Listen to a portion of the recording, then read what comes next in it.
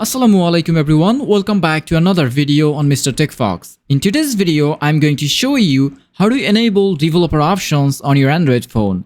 If this video helps you out, please drop a like and don't forget to subscribe to the channel.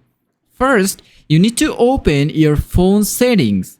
Look for the settings app on your device. If you can't find it, simply search for it and open it up. Once inside settings, tap on About Phone. Here, you will see your phone's OS or build version. Tap on that version repeatedly about 5 times until you see a pop-up message saying you are a developer. When you see the message, it means developer options has been successfully activated. Now, go back to the main settings menu. Scroll down and select additional settings. Scroll down a little further and you will find developer options. As you can see, we have successfully enabled developer options on our device. And that is the complete tutorial on how to turn on developer options on Android. Thanks for watching and I'll see you in the next one.